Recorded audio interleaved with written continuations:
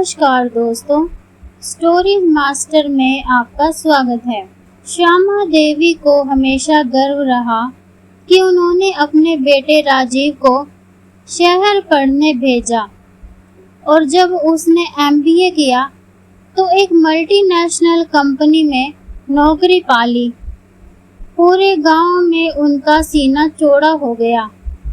अब समय आ गया था कि उनके राजा बेटे के लिए एक सुंदर, संस्कारी और घर चलाने लायक बहू ढूंढी जाए। शर्मा परिवार एक पारंपरिक, संस्कारी और अपनी इज्जत के लिए सब कुछ कुर्बान कर देने वाला परिवार था। इस घर की मालकिन थी श्यामा देवी, जिनका नाम सुनते ही आसपास की बहुएं सिर ढक लेती थी और बेटियां नजरें झुका लेती। श्यामा देवी के अंदर बहू को लेकर बहुत साफ सोच थी। बहू ऐसी होनी चाहिए जो सास के पैर दबाए, पति के जूते पॉलिश करे और पूरे खानदान का मान रखे। उन्होंने शहर की चमक दमक से दूर एक मध्यम वर्गीय परिवार की लड़की वंदना को चुना। वंदना देखने में सुंदर थी, पढ़ी लिखी थी, लेकिन उसके चेहरे पर एक अजीब सी शांति और सहनशीलता की परछाई थी। शादी बड़े धूमधाम से हुई। बैंड बाजा, रिश्तेदारों की भीड़, मिठाइयों का अंबार, लेकिन कहीं ना कहीं वंदना के चेहरे की वो हल्की सी मुस्कान एक छुपे हुए डर को ढक रही थी। सुबह के 4 बजे वंदना की आंख खुली। शादी के दूसरे ही दिन श्यामा देवी ने उसे किचन की जिम्मेदारी सौंप दी। बहू को पहले दिन से काम सिखाओ, तभी सुधरेगी ये, उनके संस्कार थे। वंदना ने बिना कुछ बोले पूरे घर के लिए चाय बनाई, फिर झाड़ू पोंछा, फिर नाश्ता। उसके हाथों में मेहंदी अभी सूखी भी नहीं थी कि वो आटा गूंथते हुए हल्के से कांप गई। श्यामा देवी ने एक तीखी नजर डाली। कमजोर लड़कियां तो हम घर में नहीं रखते। राजीव उस वक्त ऑफिस के लिए तैयार हो रहा था। उसने कुछ सुना लेकिन अनसुना कर दिया। वो मानता था, माँ जो कहती है वही ठीक है। समय बीतता गया। वंदना की दिनचर्या तय थी। सुबह 4 बजे उठना, रात 11 बजे सोना, हर गलती पर ताना, हर काम पर निगाह। कभी दाल में नमक कम है तो कभी साड़ी ठीक से क्यों नहीं पहनी, मेहमानों के सामने इतनी धीमी आवाज क्यों, और कभी तो राजीव को तुमने क्या खिलाया कि उसकी तबीयत खराब हो गई। हर दिन एक नई शिकायत, हर रात एक नई चुप्पी। वंदना की आंखों में आंसू होते, पर वो कभी गिरते नहीं, बस अंदर कहीं दर्द बनकर ठहर जाते। वंदना का मायका उसी शहर में था, लेकिन उसकी माँ को 1 साल तक उससे मिलने की इजाजत नहीं मिली। जब भी माँ फोन करती, श्यामा देवी कहती, बहू बहुत व्यस्त है, घर संभाल रही है। बहुओं को माँ की गोद में लौटने की आदत नहीं होनी चाहिए। और राजीव, वो ऑफिस की थकान, प्रमोशन की टेंशन और माँ की बातों में उलझा, कभी यह समझ ही नहीं पाया कि उसकी पत्नी धीरे धीरे टूट रही है। एक दिन सुबह सुबह वंदना के हाथ से नमक का डिब्बा गिर गया। जमीन पर बिखरा नमक देखते ही श्यामा देवी चीख पड़ी। अपशकुन, औरत की लापरवाही पूरे घर को खा जाती है। उस दिन राजीव भी घर पर ही था। वो बाहर आया और माँ की बात सुनकर मुस्कुरा दिया। माँ, नमक गिर गया तो क्या हुआ, समेट दो। वैसे भी तुम तो नमक मिर्च में और हर बात में शकुन और अपशकुन देखती हो। श्यामा देवी तिलमिला गई, पर वंदना ने सिर झुका लिया। उसकी चुप्पी में उस दिन एक दर्दीली मुस्कान थी। एक दिन कुछ ऐसा हुआ कि वंदना की सहनशीलता की दीवारें हिल गई। शाम को वंदना ने सबके लिए खाना परोसा। श्यामा देवी को सब्जी पसंद नहीं आई और उन्होंने वंदना के हाथ से प्लेट खींचते हुए कहा, जिस घर से आई है वही जाकर रोटियां बेल, यहाँ तो रोटियां भी तुझसे नहीं बनती। वंदना की आंखों से आंसू निकल पड़े। पहली बार वो बोल पड़ी, माँ जी, मैं रोटियां बेलने नहीं, एक बेटी बनकर इस घर में आई थी। क्या आज तक एक बार भी कभी मुझे अपनी बेटी समझा है आपने? घर में सन्नाटा छा गया। उस रात राजीव वंदना से नाराज हो गया। माँ से बहस करने की तुम्हारी हिम्मत कैसे हुई? वो जो कहती है तुम्हारे भले के लिए ही कहती है। वंदना कुछ नहीं बोली, बस अपने कमरे का एक कोना पकड़कर लेट गई। आंखों से आंसू निकलते रहे। उसे समझ नहीं आ रहा था शादी में वो क्या साथ लाई थी, गहने, कपड़े या चुप्पी। रिश्तों की दीवारें अगले दिन वंदना ने जैसे तैसे खुद को संभाला। उसका चेहरा थका हुआ था, आंखों के नीचे काले घेरे और बाल बिखरे हुए, लेकिन उसके होंठ अब भी चुप थे। उसने घर का काम वैसे ही किया जैसे रोज करती थी, बिना शिकायत, बिना जवाब के।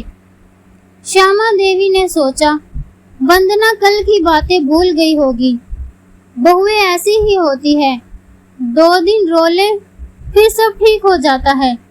लेकिन उन्हें क्या पता था कि कभी कभी चुप्पी सिर्फ दर्द नहीं, एक फैसला भी होता है। एक दिन वंदना की माँ ने डाक से एक चिट्ठी भेजी।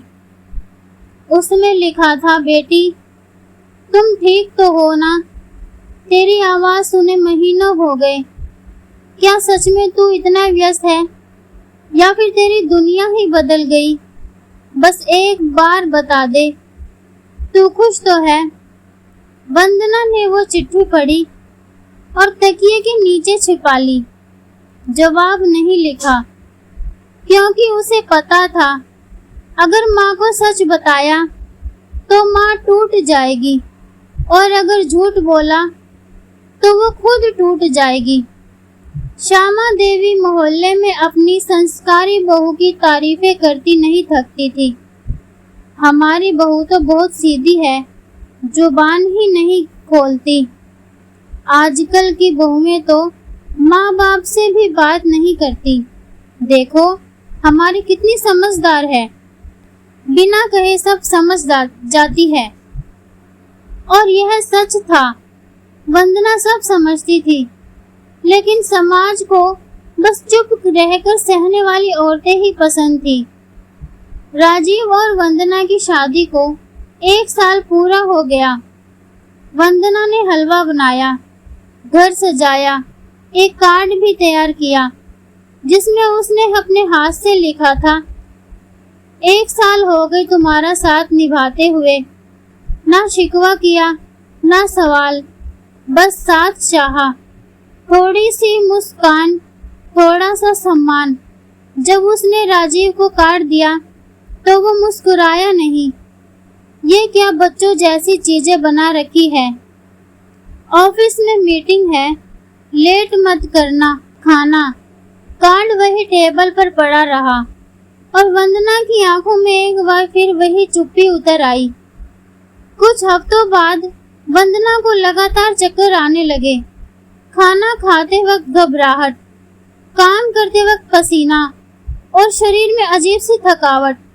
श्यामा देवी ने ताना मार दिया, लगता है घर का काम भारी पड़ने लगा है।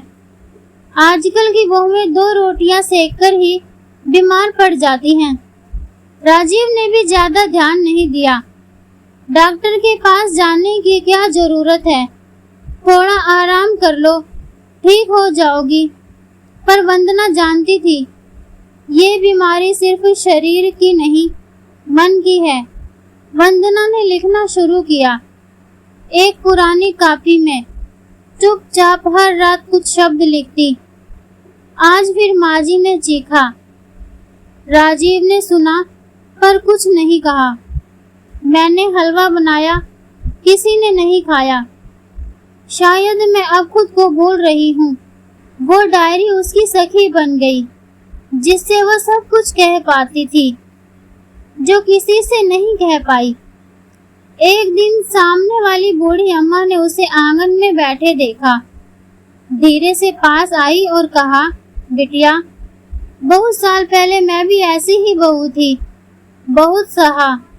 लेकिन एक दिन मेरी आत्मा ने मुझसे पूछा, तू आखिर जी किसके लिए रही है? उस दिन से मैंने खुद को चुना।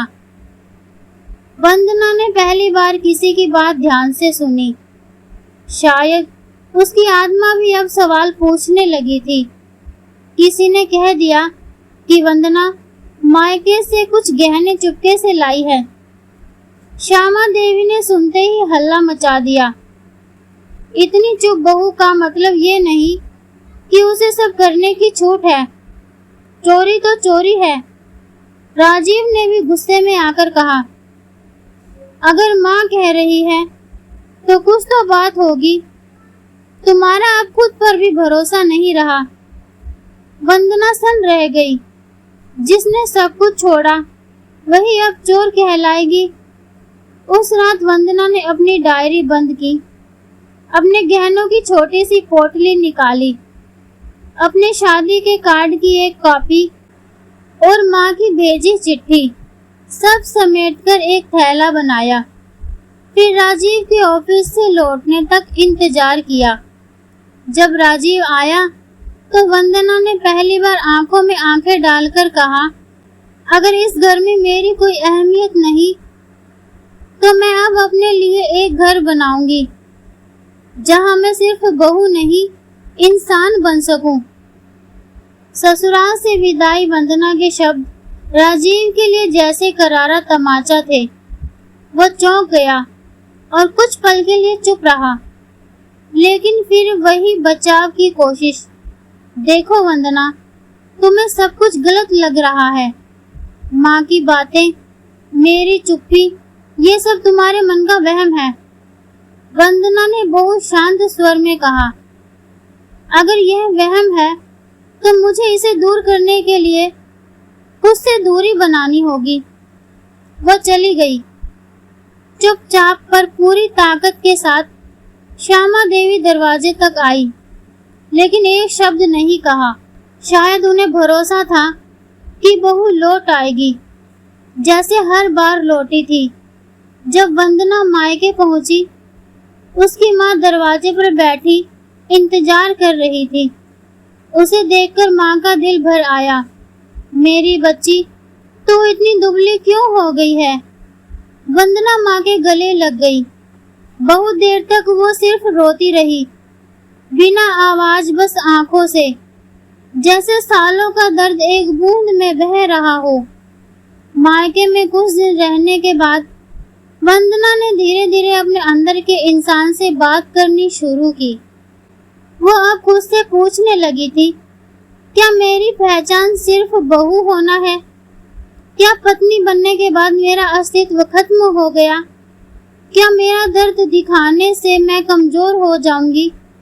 उसने धीरे धीरे किताबें पढ़ना शुरू किया। पुरानी कविताएं जो कॉलेज में लिखी थी वो फिर से खोलने लगी, और सबसे बड़ी बात, वो अब मुस्कुराने लगी थी। वंदना ने मायके में रहते हुए एक एनजीओ से संपर्क किया जो महिलाओं के लिए रोजगार और काउंसलिंग का काम करता था। वो वहां गई, बात की और धीरे धीरे दूसरी महिलाओं की कहानियां सुनने लगी। हर कहानी में कहीं ना कहीं उसकी अपनी परछाई थी।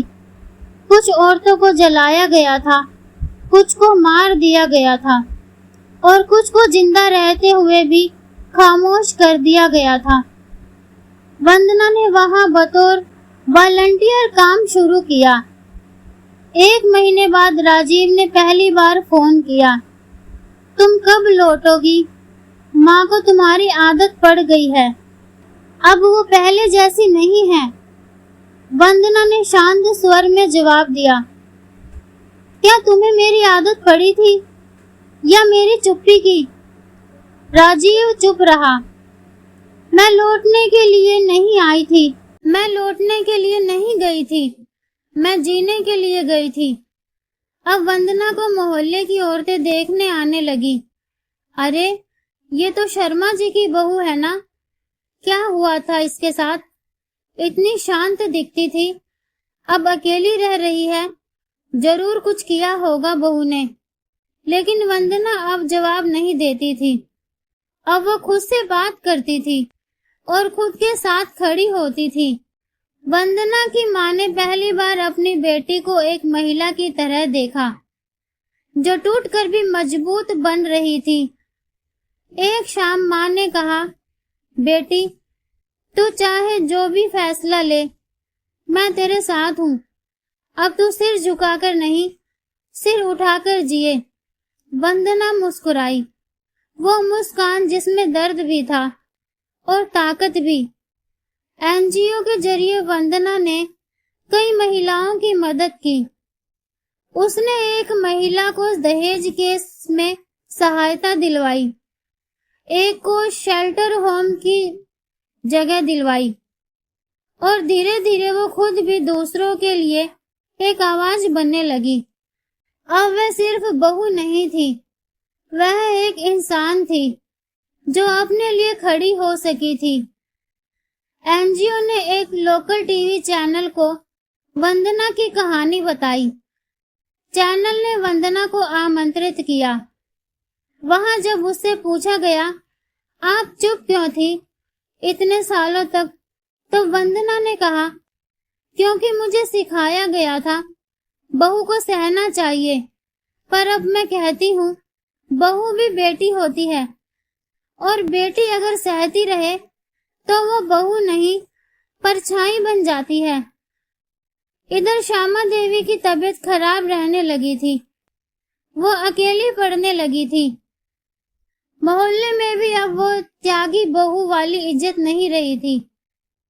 एक दिन उन्होंने अपनी बहू की वो टीवी इंटरव्यू देख लिया और पहली बार उनके चेहरे पर पछतावे के आंसू थे। श्यामा देवी जो कभी मोहल्ले में अपनी हुकूमत चलाती थी, अब अक्सर अकेली खिड़की पर बैठी पाई जाती। राजीव ऑफिस से देर से लौटता और अब घर में कोई कहने सुनने वाला नहीं था। रसोई में झांकती तो वंदना की याद आती। कैसे हर सब्जी में सही मसाले डाल देती थी, कैसे चुपचाप उनकी पसंद का हलवा बनाती थी, कैसे गलती पर भी कुछ नहीं कहती थी। अब वो सारी बातें उन्हें अहंकार नहीं, अपराध जैसा लगने लगी थी। त्योहार आने वाले थे।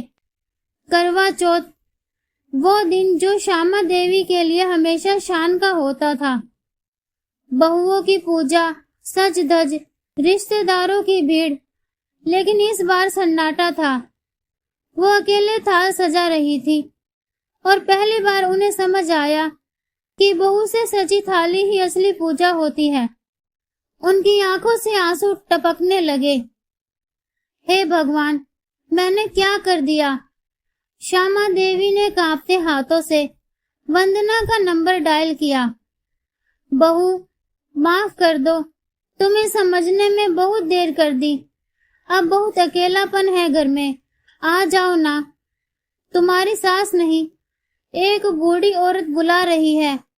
वंदना ने चुपचाप बात सुनी, फिर गहरी सांस ली और कहा, माँ जी, मैं लौट तो सकती हूँ, लेकिन इस बार बहू नहीं, इंसान बनकर लौटूंगी। राजीव ने धीरे धीरे माँ की हालत और अपने अकेलेपन को देखना शुरू किया। ऑफिस से आकर जब घर सूना लगता, तो वो पुराने एल्बम खोलता, जिसमें शादी की तस्वीरें थी। वंदना की मुस्कुराहट, उसकी आंखों की चमक, उसकी चुप्पी, सब अब साफ दिखने लगा। वो पहली बार खुद से बोला, क्या मैंने कभी उसकी बातें सुनी थी? क्या मैंने कभी उसे वो सम्मान दिया जो हर इंसान को मिलना चाहिए। राजीव अब रोज एनजीओ की वेबसाइट देखता, जहां वंदना की फोटो मुस्कुरा रही होती और नीचे लिखा होता, सुनो बहनों की आवाज जो सालों से चुप थी। एक रात श्यामा देवी ने राजीव से कहा, बेटा, तेरी बीवी बहुत बड़ी औरत निकली। मैं तो बस बहू ढूंढ रही थी, लेकिन तूने एक बहुत अच्छी इंसान को खो दिया। राजीव की आंखों में भी आंसू थे। माँ, क्या वो कभी लौटेगी? एनजीओ में एक समारोह रखा गया था, जहां वंदना को वुमेन्स वॉइस अवार्ड मिलने वाला था। स्टेज पर जब वंदना आई, तो तालियों की गूंज में भी उसकी आंखें किसी को खोज रही थी। और तभी भीड़ में राजीव खड़ा था और उसके साथ श्यामा देवी। श्यामा देवी की आंखों में झिझक थी, लेकिन उन्होंने हाथ जोड़ लिए। वंदना मंच से उतरी और पहली बार माँ बेटे ने मिलकर सिर झुकाया। समारोह के बाद तीनों एक कोने में बैठे। श्यामा देवी ने हाथ पकड़ते हुए कहा, मैंने हमेशा तुझसे खामोशी चाही, पर आज तेरी आवाज ही मुझे जीने की वजह दे गई। राजीव ने कहा, अब मैं सीख चुका हूँ, प्यार करने के लिए इंसान को समझना होता है, ना कि सिर्फ चुप्पी में ढूंढना। वंदना कुछ नहीं बोली, बस एक लंबी सांस ली और कहा, अब मैं तैयार हूँ एक नई शुरुआत के लिए, लेकिन बराबरी के साथ। करीब 6 महीने बाद वंदना ने वापस उसी घर में कदम रखा, जहां से वह चुपचाप एक दिन निकल गई थी। लेकिन फर्क सिर्फ इतना था कि अब उसके चेहरे पर डर नहीं, आत्मविश्वास था। घर वही था, दीवारें वही थी, पर कुछ बदल गया था। अब रसोई में वंदना की पसंद के बर्तन रखे गए थे। डाइनिंग टेबल पर सब मिलकर खाना खा रहे थे। और हाँ, अब कोई काम आदेश की तरह नहीं, सम्मान के साथ कहा जाता था। श्यामा देवी अब वंदना को बहू नहीं कहती थी, बल्कि प्यार से बेटी बुलाने लगी थी। उन्होंने वंदना से एक दिन कहा, बहू से मांगते रहे हम सेवा, चुप्पी, त्याग, पर बेटी से आज मिला है समझ, प्यार और इंसानियत का पाठ। वंदना की आंखें भर आई। सालों की चोट जैसे मरहम में बदल गई। अब वंदना ने एनजीओ के साथ मिलकर एक महिला प्रशिक्षण केंद्र शुरू किया, अपने ही ससुराल में। वही घर का एक कमरा महिलाओं की शिक्षा, रोजगार और काउंसलिंग के लिए खोला गया। श्यामा देवी खुद रोज सुबह आकर कहती, बेटियों को सिखाओ कि चुप रहना गुण नहीं, गुलामी है। राजीव ने भी इस कार्य में सहयोग देना शुरू किया। कभी प्रिंटिंग करवाता, कभी फंड की व्यवस्था करता। अब वह सिर्फ पति नहीं, साथी बन चुका था। एनजीओ ने वंदना से कहा कि वो अपनी पूरी कहानी एक किताब में लिखे। वंदना ने किताब का नाम रखा, बहू की चुप्पी अब आवाज बनी है। इस किताब में उसने न सिर्फ अपने दर्द को उतारा, बल्कि उन सभी स्त्रियों की आवाज भी जो अपने भीतर रोज मरती है। किताब लॉन्च पर वंदना ने कहा, मैं अब भी वही वंदना हूँ, पर अब मेरी चुप्पी भी बोलती है और आवाज भी गूंजती है। एक महिला सम्मेलन में वंदना और श्यामा देवी को विशेष रूप से बुलाया गया। वहां वंदना को वुमेन्स चेंज मेकर अवार्ड और श्यामा देवी को ट्रांसफॉर्मिंग माइंडसेट ऑनर दिया गया। जब मंच पर माइक दिया गया, तो श्यामा देवी ने हाथ जोड़कर कहा, मैंने गलती की थी, पर मेरी बहू ने मुझे सुधारा। अब मैं हर माँ से कहती हूँ, बहू को घर का गहना बनाओ, बोझ नहीं। और हर बेटे से कहती हूँ, बीवी की इज्जत तुम्हारे संस्कार की असली पहचान है। तालियां बजती रही और वंदना मुस्कुराती रही। अब वो घर सिर्फ श्यामा देवी का घर नहीं था, वो एक ऐसा स्थान था जहां हर दीवार बोलती थी, हर खामोशी का सम्मान था और हर रिश्ता बराबरी का था। वंदना अब बहू तो थी, पर किसी की परछाई नहीं, खुद की पहचान थी। बहू की चुप्पी ने एक दिन ऐसा तूफान खड़ा कर दिया कि सास का दिल पिघल गया और पति की सोच बदल गई। ये कहानी सिर्फ वंदना की नहीं, हर उस स्त्री की है जो रोज सहती है, पर अगर एक दिन उठ खड़ी हो तो पूरा समाज बदल सकती है। कभी कभी चुप रहना ताकत नहीं, आवाज बन जाना ही असली जीत होती है। कहानी पसंद आई तो वीडियो को लाइक, शेयर और कमेंट करना मत भूलना। ऐसी ही और भी मजेदार कहानियां सुनने के लिए हमारे चैनल को सब्सक्राइब करें। कहानी सुनने के लिए धन्यवाद।